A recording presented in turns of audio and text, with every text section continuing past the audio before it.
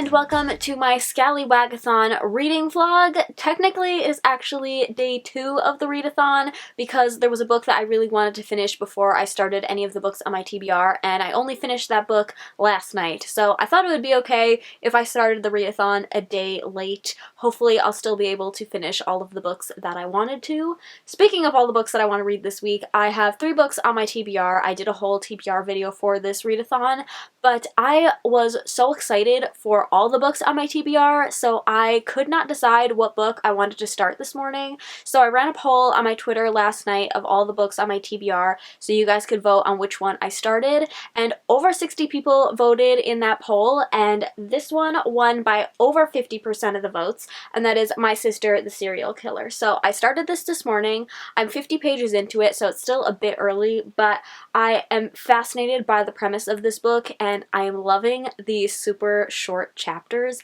I love short chapters. They help me fly through a book so quickly. So yeah, if you don't know what this book is about, basically we follow 2 sisters, and the younger one is a serial killer. She has killed her past 3 boyfriends, and then this is told from the point of view of the older sister, who basically cleans up all of the evidence after her sister murders these guys. So it sounds like a really interesting premise, and I don't really know like what direction the story is gonna go in, so I can't wait to find out how this book ends.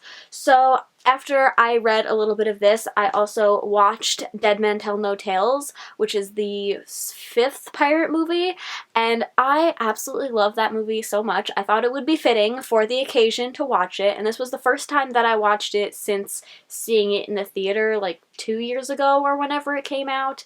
And honestly, I haven't seen the first 3 Pirates film in a while, but I think Dead Men Tell No Tales might be my favorite Pirates of the Caribbean movie because I love it so much. It has so many epic moments and so many good Jack Sparrow moments, and he's like one of my all-time favorite characters, so I just really love that movie, and I thought you should know. But on the agenda today, besides reading this book, obviously, there are 3 things that I really want to get done. The first one is I have to edit and upload my reading vlog that I just filmed, and then I also have to clean my bedroom because I'm kind of ashamed to show it to you, but I guess you can see a little before shot. It's kind of an absolute mess. So there's just like clothes, there's shopping bags. I've got this stack of books, which is really annoying, and I constantly have to move it every day. I've got this stack of books and like candles that I don't have anywhere to put. And then on my ottoman, I've got this stack of books plus some like other crafty supplies. So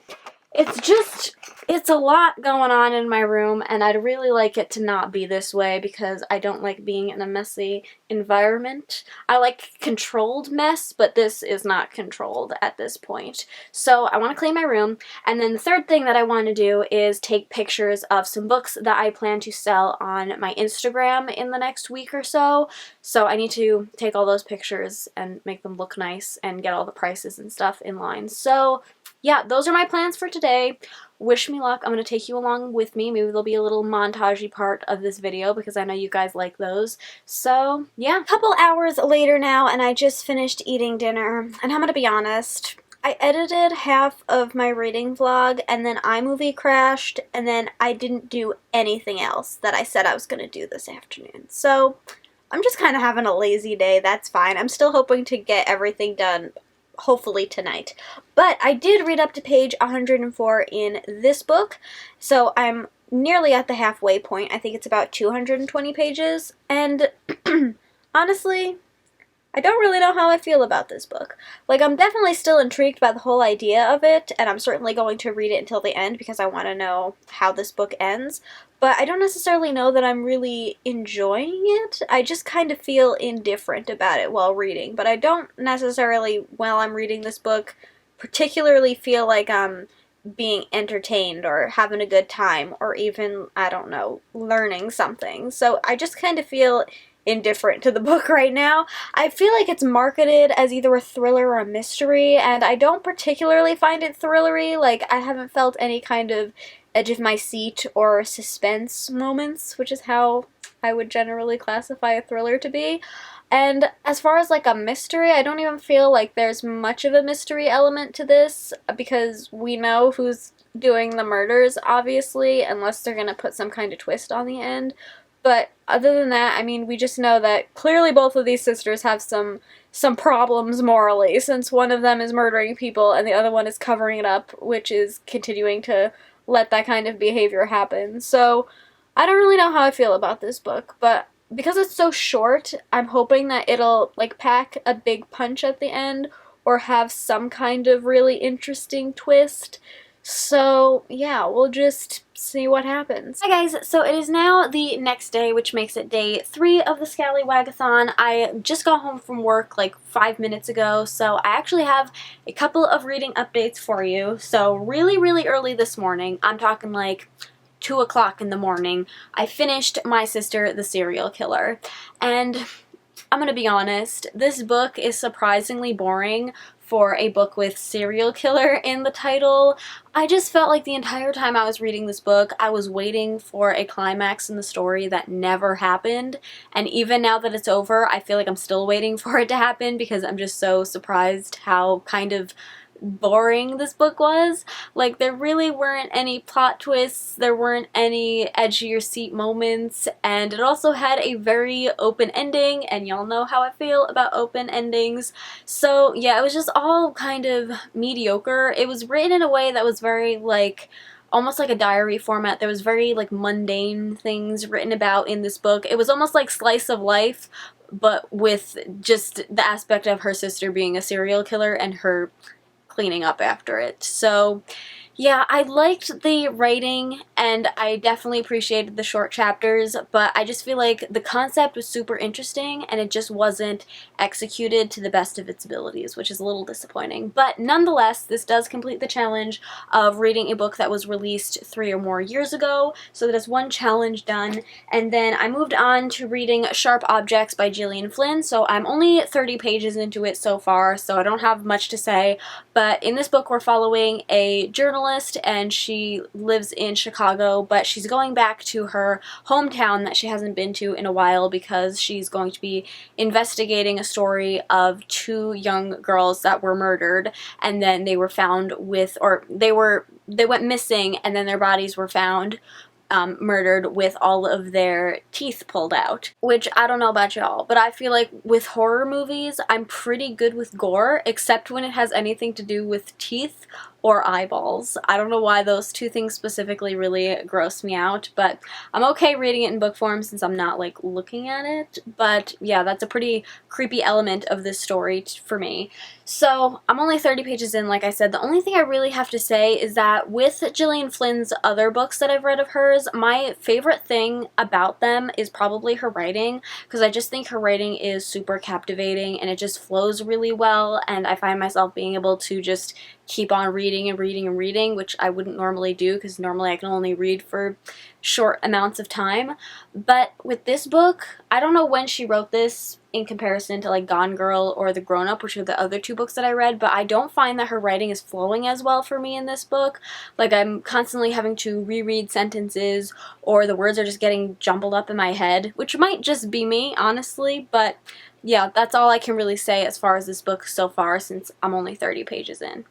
So yeah, as far as everything that I got done last night, I did end up editing and uploading my video, and I did also clean my room. The only thing I didn't do was take pictures of the books that I wanted to sell, so I might do that tonight, or I might do it tomorrow night because I'm pretty tired from working all day.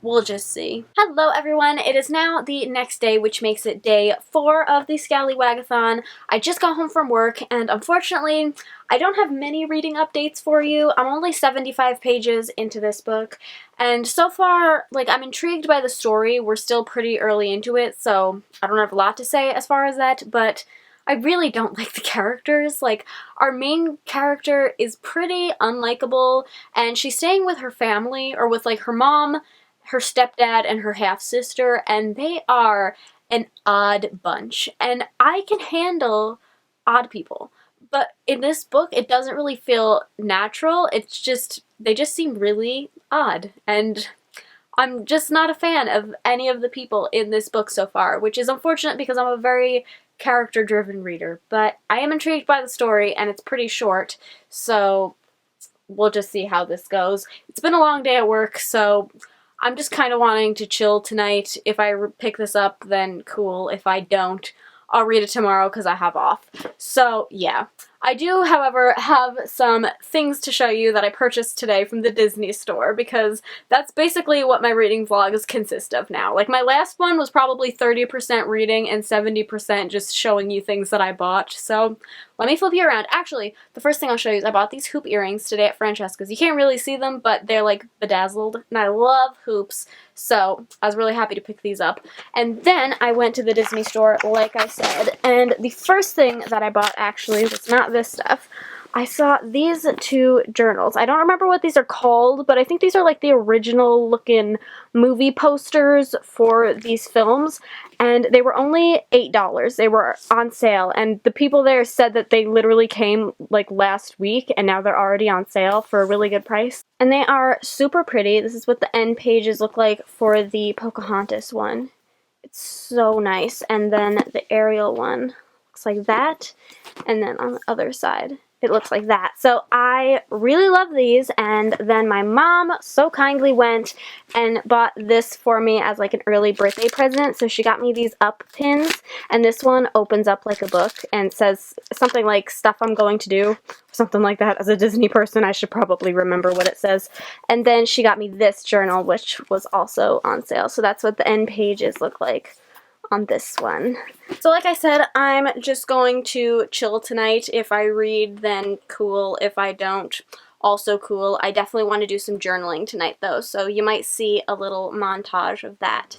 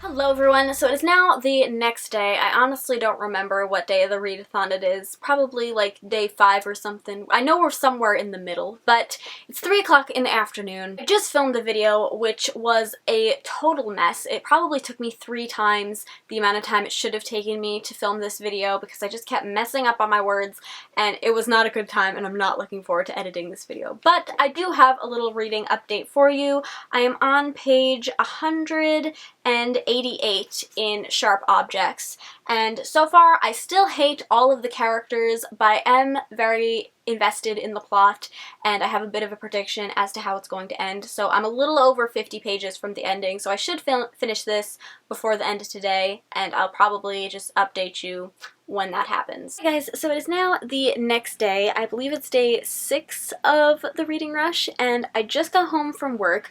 I was going to update y'all last night when I finished Sharp Objects, but I was just so tired last night, so I thought I'll just update you today. So yes, I did finish Sharp Objects, and you guys, I did not like this book. And I know I'm in the minority when I say that because I looked on Goodreads last night and everybody seemed to love this book, but I just didn't even think it was half as good as Gone Girl or The Grown Up, and I'm pretty sure this was released before both of those books, so it just shows that she's really improved as an author, which I think is a good thing. But yeah, I didn't like the writing in this book, and I know I mentioned a couple days ago that some of the characters acted very odd, but in like an unnatural way, and I don't think I really explained myself very well in that clip, so I'm gonna try and reiterate it here. But it's like, you know how sometimes there are characters that are weird, and so they have weird dialogue or they do weird things, but it's like natural because that's how their character is supposed to be. Whereas in this book, the characters would just have the strangest dialogue and interactions with each other, but it felt very forced. So it wasn't just like they're strange because they're strange characters, it was just like it felt super forced and super unnatural. And that went from being a couple of characters in here being like that to basically everybody in this book. Their interactions and everything that they did just seemed really strange. It just felt very forced and very unnatural. So I didn't like any of the characters in this book, and I already said I didn't like the writing. So basically the only thing this book had going for it was the plot, which I predicted less than halfway through the book. And honestly, had the book ended without the twist happening, which the twist I also predicted, but had it just ended the way it was originally, I probably would have given this like a 2 stars because I actually did think that the plot was pretty good. But then the twist happened, and I thought that that little added bonus Jonas twist was very unrealistic, and I touched on it in my Goodreads review. I like mentioned in a little spoilery section what I found to be unrealistic about it. So if you want to, you know, learn more in depth about why I thought that way, then you can check out my Goodreads review. But yeah, so overall this book was just not for me, which is very disappointing because I really enjoyed both of her other books. So I am still going to check out, I think there's one other book by her. She probably has lots of books, but the only other one I can think of is Dark something. Dark Shadows? Dark Places? What is it called? I don't remember. But yeah, so nonetheless, this did complete the challenge of reading a book with black on the cover. And I was really hoping that one of these books I could double up on and use for the challenge of reading a book with a romance in it. And while both of the books that I've read have had like love interesty kind of characters, none of them have really had romances in them. And I'm aware that they're like mystery thrillers, so they're not going to have like a full-fledged romance in it. But I was hoping that they would have some kind of like romance subplot. And they've just been, it's like the romance that is in these books is so minimal, like the most minimal amount of romance that you can get. So I'm really hoping that the last book I'm picking up, the book just fell on the floor. I'm really hoping that the last book I pick up this week will have some kind of romance in it, and that is The Family Upstairs by Lisa Jewell. So even if this just has the simplest little romance in it, I'm going to count it for that challenge. Otherwise, the challenge will be incomplete because I don't have time to read a whole other book this week. So yeah, we'll just have to see what this book includes. But for now, I am going to go eat dinner because I am very hungry. So it is now the next day. As per usual, I just got home from work, so the day is basically already over. It's the 7th day of the ScallywagAthon, which it was only like 2 days ago that I realized that this readathon is 8 days long, which I'm so glad because I totally fell behind with my reading, especially because I sadly have to tell you I only read 1 chapter of this book between the last time I updated you and now. So that's disappointing. But I did really like what I read, so there's that. Basically, we're following our main character called Libby, and I think we're getting perspectives from like 2 other characters, but so far we've only heard from Libby. And she just turned 25, and she gets a letter informing her that she has inherited her biological parents' old estate, which I guess they like died or something and left her their really old, big, creepy estate. I mean, at least I hope it's creepy. So yeah, it sounds really interesting. I've heard that this is more of a mystery rather than a thriller, but I think it's really going to focus on like a twisted family history, which is one of my favorite kinds of mystery plots, is like a twisted family, probably because I come from one, so I find it very comforting to read about. But yeah, so far I am enjoying it, but I'm only a chapter in, so who's to say.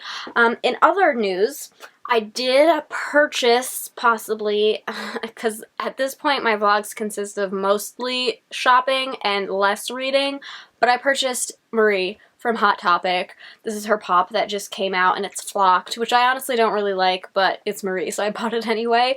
And I feel like I've been waiting ages for Aristocat pops to come out, and like I love Marie, so I'm happy that this happened, but also like why didn't they release like the whole collection? And I'm not even talking like the main characters, like obviously you'd want the kittens and Duchess and Thomas O'Malley, but I'm also talking like Scat Cat and Hit Cat and Roquefort and Edgar and what are those dogs called? Napoleon and what was the other one? Lafayette. I would have literally bought all of them. So I'm a little disappointed about that, but at least I have Marie because she's just one of my favorite Disney characters, so I just had to buy her. So yeah, that's basically all I have to tell you for today. Hopefully I'll read a bit tonight, and then tomorrow I have off from work, so I can just dedicate the whole last day of the readathon to reading, because apparently that's not what I've been doing the rest of this week.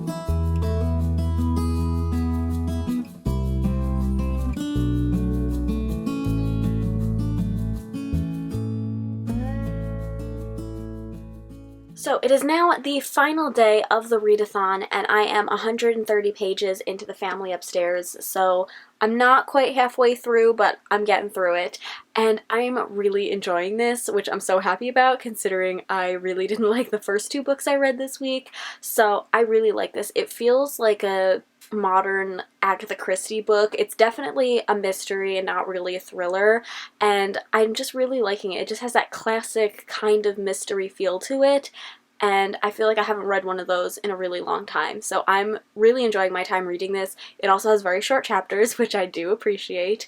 So yeah, there's actually a passage in this book that I wanted to share with you because it's about books, and I thought it was pretty fitting considering the fact that I didn't really enjoy the first two books that I read this week. So let me see if I can find the passage. Here it is. So just to give you a little bit of a setup to the scene, it's dialogue between two characters, and the one character is reading a book, and the other character asks him if it's good.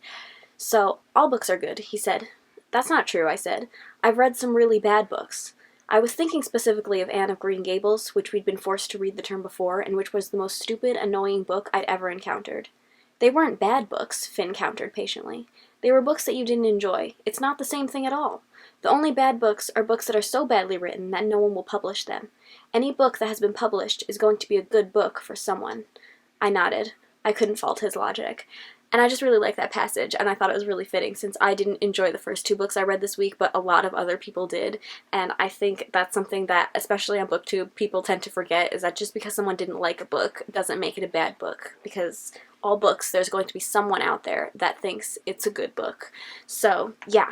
I'm really enjoying this. I know I've said that like 5 times already just in this clip, but I do have to do some errands this afternoon. I just have to go to the grocery store, but I live like a half hour from the closest grocery store, so even doing that is like an adventure. So hopefully that won't take too much time this afternoon, and then when I get home, I'm just going to pick this back up again because I'm really desperate to find out how this story goes. So it is now 7:30 in the evening, and I have just finished The Family Upstairs, and I super enjoyed this book. I'm still trying to decide if I want to give it 4 or 4.5 stars, because while I did really enjoy it, there were a couple of little tidbits about the ending that I thought were maybe a little bit far-fetched, but other than that, I just enjoyed every aspect of this book. While the characters weren't my all-time favorites, and I'm sure I'll probably forget their names within the next like 24 hours, I was super invested in the characters and their stories. I wasn't necessarily connected to them because we did follow some pretty morally gray, let's say, characters in this book, but I was invested in all of their stories. And as far as like the overall plot, it was so well crafted and weaved together, and I think that's why it reminds me so much of Agatha Christie, because with her mysteries you can really tell how much thought she put into them and just how well they're weaved together, and that's how this book is. And even this is one of those books where even when you think the story is over and that everything has wrapped up, the author will throw you one final twist in like the last chapter or the last page, and that's what happened in this book, and I love when authors do that. So yeah, I really enjoyed this book, and I'm so glad I did also, because this would have been the worst reading vlog ever if I just hated all of the books that I read this week, so I'm glad that we ended on a high note.